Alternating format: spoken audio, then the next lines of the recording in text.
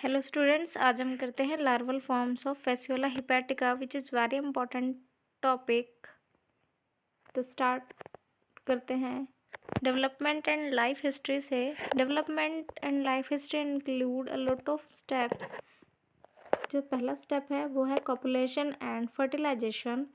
Fasciola hepatica दोनों ही तरह के फर्टिलाइजेशन शो करता है, self as well as cross fertilisation. तो सेल्फ फर्टिलाइजेशन के अंदर एक ही जो फ्लूक है वो अपना पेनिस इंट्रोड्यूस करेगा uterus of the same animal through the female gonopore, और अपने जो स्पर्म है वो डिस्चार्ज कर देगा। स्पर्म्स मूव करेंगे डाउनवर्ड इनटू द यूट्रस और पहुंच जाएंगे ओविडक्ट तक और फर्दर डेवलपमेंट होगी। दूसरा है क्रॉस फर्टिलाइजेशन, जिसमें वन साइडेड इंसेमिनेशन होगी, जिसमें कि जो पेनिस है एक फ्लूक वो इंट्रोड्यूस करेगा lauryl canal of the other fluke में और स्पर्म को रिलीज कर देगा ओविडक्ट के अंदर।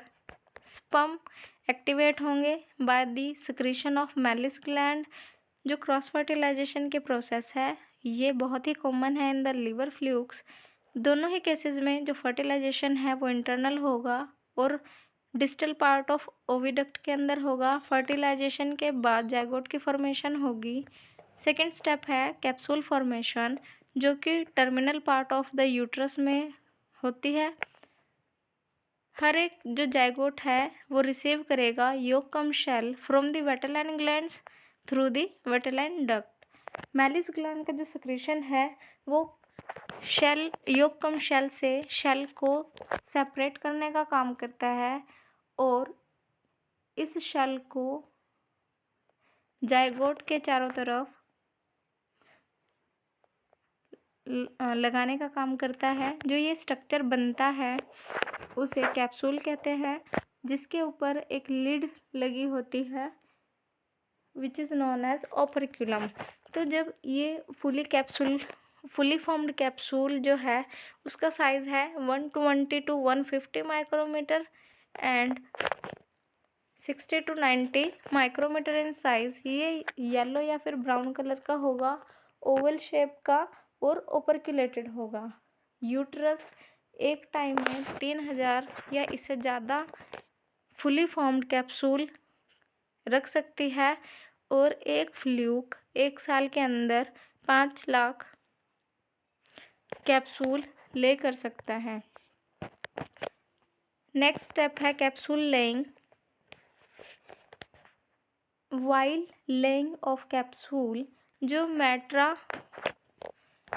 मेट्राट्रम है वो कॉन्ट्रैक्ट होगी और कैप्सूल पास हो जाएंगे in the bile duct of the host which is sheep और मूव करेंगे वहाँ से ड्यूडेनम में along with the bile.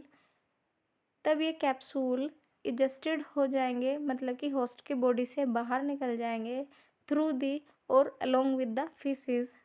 Next development start होगी कैप्सूल की यूट्रस ऑफ द फ्लूक के अंदर, बट जो ये फ्लूक की डेवलपमेंट है वो ओपन वाटर के अंदर कंप्लीट होगी। स्टार्ट तो हो जाएगी यूट्रस के अंदर लेकिन कंप्लीट होगी ओपन वाटर में। नेक्स्ट है क्लीवेज एंड अर्ली डेवलपमेंट। जो जाइगोट है उसके अंदर होलोब्लास्टिक अनइक्वल क्लीवेज होगी, जिससे कि 2 अनइक्वल साइज के सेल्स प्रोड्यूस होंगे। जो स्मॉलर सेल्स हैं वो प्रोपगेटरी सेल्स कहलाएंगे और जो लार्जर हैं वो सोमैटिक सेल्स कहलाएंगे। कई बार जो सोमैटिक सेल्स हैं वो माइटोटिक डिवीज़न होती है उनके अंदर और लार्वा की एक्टोडर्मल लेयर बनाते हैं। जो प्रोपगेटरी सेल्स होती है कई बार अनडिवाइड रह जाती है और डिवाइड होकर सोमैटिक सेल ही बनाएगी और प्रोपगेटरी सेल बनाएगी। जो सोमैटिक सेल्स हैं वो मल्टीप्लाई होंगे और मेसोडर्म बनाएंगे या फिर एंडोडर्म बनाएंगे लार्वा के। प्रोपगेटरी सेल्स डिवाइड करते हैं और प्रोड्यूस करते हैं mass of germ cell in the posterior part of the larva. यहाँ पे डिफरेंट स्टेजेस दिखाई हुई हैं डेवलपमेंट की। तो जो डायग्राम ABCD हैं वो हैं, पहला डायग्राम फर्टिलाइज्ड एग, दूसरा डायग्राम है टू सेल स्टेज जिसके अंदर प्रोपोगेटरी और सोमेटिक सेल्स की फॉर्मेशन हो गई है। नेक्स्ट है मैनी सेल स्टेज, ये जो प्रोपोगेटरी और सोमेटिक सेल है ये डिवाइड हो गई हैं और उन्होंने बहुत सारी सेल्स बना दी हैं। नेक्स्ट और लास्ट है मीरासीडियम इन कैप्सूल। जो लास्ट डायग्राम है इसके अंदर डेवलपमेंट स्टार्ट हो गई है मीरासीडियम लार्वा की। डेवलपमेंट जो फर्दर डेवलपमेंट है वो कैप्सूल के अंदर तभी होगी जब वो बाहर आ जाएगा कांटेक्ट में वाटर के और 6.5 pH होगी, या फिर डैम एरिया होगा जिसमें 60% मॉइस्चर कंटेंट होगा, 22 से 25 डिग्री टेम्परेचर होगा। अगर उसे ये फेवरेबल कंडीशंस मिलेंगी तो मीरासीडियम लार्वा बन जाएगा कैप्सूल के अंदर 2 हफ्तों के अंदर ही। नेक्स्ट है हैचिंग ऑफ मीरासीडियम। इसके लिए 3 प्रोसेस इन्वॉल्व हैं। सबसे पहला है butting action of miracidium from inside, तो इसमें क्या होगा, कैप्सूल के अंदर मीरासीडियम लार्वा मूव करने लग जाएगा। दूसरा है absorption of water by the capsule, जो कैप्सूल है उसके अंदर वाटर की एब्जॉर्प्शन होगी। नेक्स्ट है digestion of cementing material of the lid by a proteolytic hatching enzyme secreted by the penetration gland of miracidium larva. तो जो मीरासीडियम लार्वा है उनके अंदर एक स्पेशल तरह की ग्लैंड्स प्रेजेंट होती हैं जिन्हें कि बोलते हैं पेनिट्रेटिंग ग्लैंड, और वो ग्लैंड्स प्रोड्यूस करती हैं एक प्रोटोलिटिक एंजाइम जो कि क्या करेगा, कैप्सूल के शेल को डाइजेस्ट करने का काम करेगा, जिसकी हेल्प से जो मीरासीडियम है वो आसानी से बाहर निकल सकेगा। नेक्स्ट है लार्वा, मीरासीडियम लार्वा। इसको अगर हम एक्सटर्नली देखें तो ये कॉनिकल और सिलिएटेड लार्वा है। फर्स्ट लार्वल स्टेज है 0.07 mm है साइज़ में। जो इसका ब्रॉड साइड है उसमें नॉन सिलिएटेड प्रोजेक्शन है जिसे कि हेड लोब या फिर एपिकल पैपिला भी कहते हैं। नेक्स्ट है जिसकी बॉडी है उसके अंदर सिलिएटेड एपिडर्मिस है जो कि बनी हुई है 21 सेल्स से, और ये 21 सेल्स अरेंज्ड हैं इन 5 रोज। तो फर्स्ट रोज के अंदर 6 सेल्स हैं, मतलब फर्स्ट रो बनी हुई है 6 सेल से, जिसके अंदर 2 dorsal 2 lateral and 2 ventral cells है। सेकेंड रो बनी हुई है दोबारा 6 सेल से ही, जिसके अंदर 3 डोर्सल एंड 3 वेंट्रल सेल हैं। थर्ड रो बनी हुई है 3 सेल से, जिसके अंदर 1 डोर्सल 2 वेंट्रोडोर्सल सेल्स हैं। फोर्थ रो जो बनी हुई है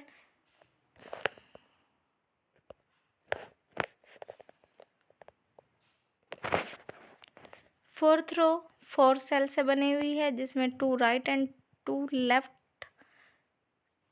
साइड पे अरेंज है सेल। फिफ्थ रो में 2 सेल्स हैं, 1 राइट साइड पे है और 1 लेफ्ट साइड पे है। अगर हम इंटरनल स्ट्रक्चर देखें तो इसकी जो बॉडी वॉल है वो सिलिएटेड एपिडर्मिस से बनी हुई है। सब एपिडर्मल मस्कुलर कोट है उसके अंदर, जिसमें जो आउटर सर्कुलर और इनर लॉन्गिट्यूडिनल मसल्स प्रेजेंट हैं और मेसेनकाइमल सेल प्रेजेंट हैं जो कि इनर लाइनिंग बना रहे हैं बॉडी कैविटी की। इसकी बॉडी के अंदर डिफरेंट स्ट्रक्चर्स प्रेजेंट हैं विच इज़, सबसे पहले है ग्लैंड सेल्स। तो इसकी बॉडी कैविटी के अंदर एक single primary apical gland cell present है। A pair of secretory glands and a pair of penetration और cephalic gland प्रेजेंट हैं। जो ये सभी ग्लैंड्स हैं ये ओपन होती हैं एट दी एपिकल पैपिला। इसमें ब्रेन भी प्रेजेंट होता है जो कि डोर्सल साइड पे प्रेजेंट होगा beneath the epidermal cell of second tier. Next है लार्वल आइज। इसके अंदर आई स्पॉट्स भी प्रेजेंट होंगे, 1 pair dorsal to the brain and have their cavity facing in the different direction. तो 1 पेयर आई और आई spot present होंगे इसके अंदर। फ्लेम सेल प्रेजेंट होंगी, तो जो फ्लेम सेल हैं उनका नंबर 2 है। दोनों लेटरल साइड पे प्रेजेंट होंगी और ओपन होंगी through the excretory pour posterior half of the lateral side. इसके अंदर बहुत सारे जो ग्रुप्स प्रेजेंट हैं जर्म सेल्स के इसके पोस्टीरियर हाफ पे। अगर हम मीरासीडियम की फिजियोलॉजी की बात करें तो ये एक नॉन फीडिंग और फ्री स्विमिंग लार्वा है जो कि फ्रीली स्विम करता है वाटर के अंदर in the search of secondary host. जो इसका सेकेंडरी होस्ट है वो है स्नेल। अगर मीरासीडियम को 24 घंटे के अंदर स्नेल नहीं मिलता है और ये स्नेल के अंदर एंटर नहीं करता है तो वो डाई हो जाएगा। जो पेनिट्रेशन है इंटरमीडिएट होस्ट में वो मीरासीडियम करता है पार्शली बाय द मैकेनिकल और partially by the chemical. Mechanical में जो मीरासीडियम है अटैच हो जाएगा स्नेल की बॉडी के साथ, स्नेल के साथ थ्रू इट्स एपिकल पैपिला, और जो वॉल है जो वॉल है स्नेल की उसको उसके अंदर बोरिंग करना स्टार्ट करेगा by the moment of contraction.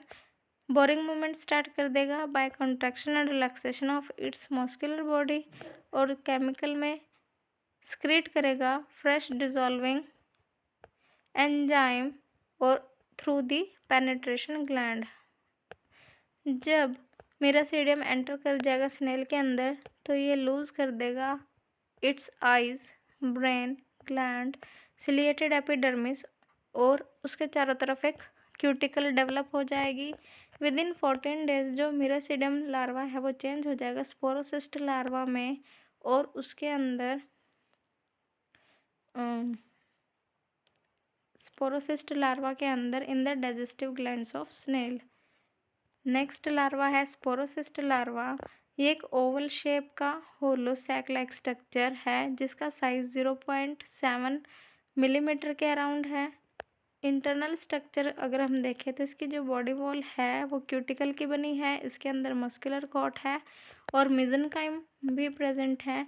Body cavity के अंदर प्रोटोनेफ्रिडिया हैं दोनों साइड में जो कि ओपन होती हैं through the excretory pore present on the lateral side in the posterior half. और इसमें जो पोस्टीरियर हाफ है लार्वा का बहुत सारे जर्म बॉल्स भी प्रेजेंट है। फिजियोलॉजी की अगर हम बात करें तो ये मूव करता है होस्ट टिश्यू के अंदर by the muscular undulation and feed करता है saprozoically through its general body surface.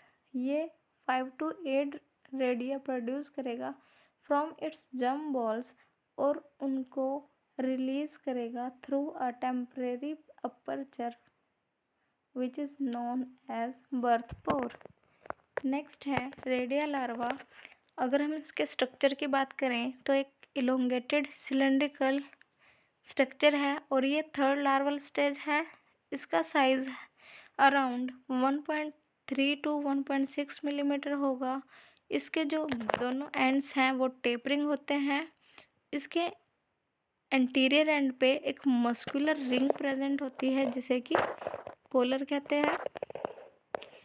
इसके साइड में दोनों लेटरल साइड में लीफ लाइक स्ट्रक्चर भी प्रेजेंट है जिन्हें कि लैपिड्स कहते हैं।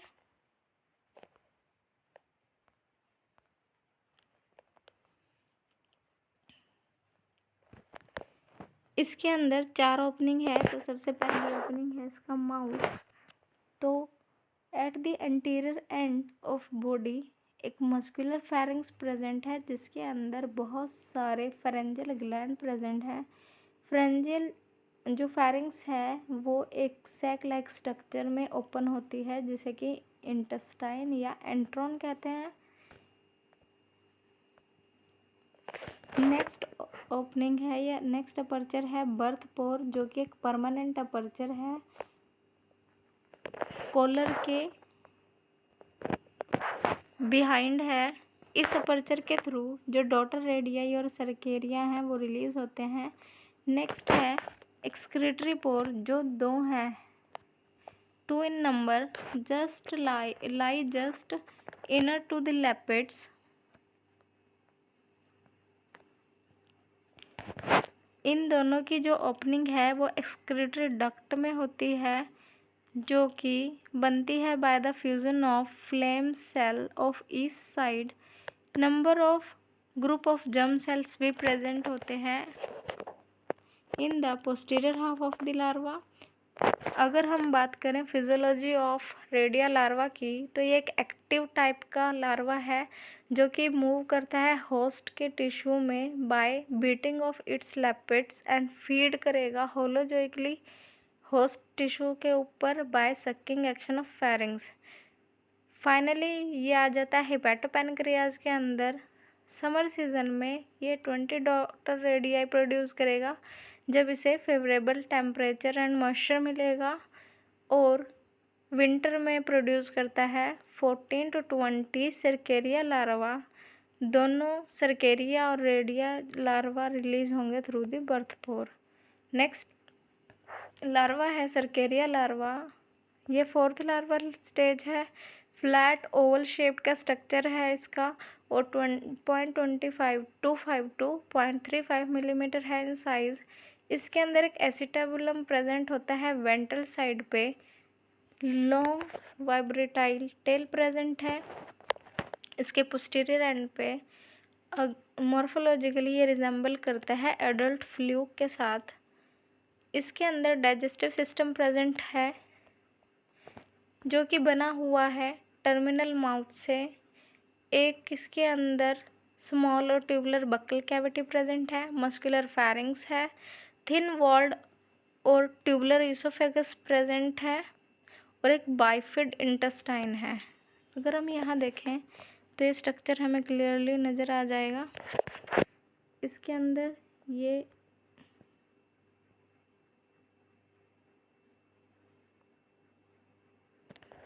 बाइफिड गट सिक्कम जो लिखा हुआ है, ये गट सिक्कम, ये इसकी बाइफिड इंटेस्टाइन है। जो रूडिमेंट रिप्रोडक्टिव ऑर्गन है वो बनते हैं through the germ cells. Cercaria larva जो है उसके अंदर कोई हुक और स्पाइन प्रेजेंट नहीं होते, इसीलिए इसे जिम्नोसिफेलस सर्केरिया भी कहा जाता है।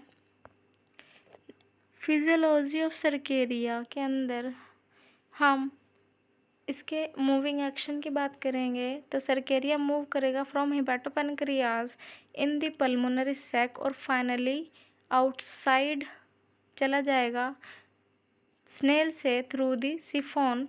जो लार्वल पीरियड है वो स्नेल के अंदर ही गुज़रता है, अबाउट 5 to 6 वीक का होता है, और इसका जो फेवरेबल टेम्परेचर है वो है 9 to 26 degree Celsius. Cercaria larva swim करता है 2 से 3 दिन तक, जब तक ये एंसिस्टमेंट में नहीं चला जाता। जब इसकी इंसिस्टमेंट होती है तो ये अपनी टेल लूज़ कर देता है, शेप चेंज कर लेता है, और उसके चारों तरफ एक सिस्ट वॉल बन जाती है। ये सिस्ट सिक्रीट होती है by the cystogenous gland. Encyst होगा ये वेजिटेशन के ऊपर जो पॉन्ड के पास प्रेजेंट होगी। About 1000 metacercaria may be found attached to a single glass blade. ये सिस्ट है, वायबल होती है, काफ़ी सालों तक मॉइस्चर कंडीशन में ये सर्वाइव कर सकते हैं। नेक्स्ट है और लास्ट है मेटासर्केरिया लार्वा। मेटासर्केरिया लार्वा का स्ट्रक्चर एक एंसिस्टेड सर्केरिया है, इसे जुवलाइन फ्लूक भी कहते हैं। 0.20 मिलीमीटर है इसका साइज़, सिफेरिकल शेप का है और रिजेंबल करता है सर्केरिया के साथ, लेकिन इसमें टेल और साइटोजिनस ग्लैंड्स एब्सेंट होते हैं। इसकी जो बॉडी है एक थिक ब्राउनिश और प्रोटेक्टिव सिस्ट से कवर्ड होती है, जो कि इसको प्रोटेक्ट करती है शॉर्ट पीरियड के लिए। ब्लैडर ओपन होता है एक सिंगल ओपनिंग से, जो नेफ्रिडियोपोर कहलाती है।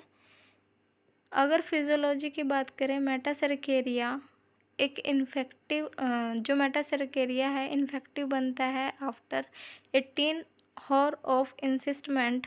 जिसकी फर्दर डेवलपमेंट है वो प्राइमरी होस्ट के अंदर या फिर जो डेफिनेटिव होस्ट होता है उसके अंदर कंप्लीट होती है। शीप इन्फेक्शन कैसे होगा? डायरेक्ट और ओरल होगा। जो ये सिस्ट है वो वेजिटेशन के साथ शीप द्वारा खा ली जाती है। Cyst are resistant to gastric juice of gastric gland of stomach but get dissolve in the proximal part of intestine. तो ये सिस्ट जब शीप के स्टमक में जाती है तो उसके गैस्ट्रिक जूसेस से इसकी सिस्ट नहीं टूटती, लेकिन जब इंटेस्टाइन में पहुंचता है तो उसके सिक्रीशन से इसकी सिस्ट ब्रेक हो जाती है। जो यंग निकलता है वो बोर करता है इंटेस्टाइन में और एंटर हो जाता है बॉडी कैविटी के अंदर। फिर वो पेनिट्रेट करता है लीवर में और फीड करता है लीवर सेल के ऊपर अबाउट 5 to 6 वीक और माइग्रेट कर जाता है in the larger bile duct और एडल्ट बन जाता है अबाउट 12 वीक। सो स्टूडेंट, ये हमने 5 तरह के लार्वे पढ़े इसके अंदर, जो कि बहुत ज़्यादा इम्पोर्टेंट है। और आई होप आपको ये कलर डायग्राम की हेल्प से अच्छे से समझ में आया होगा। Thank you.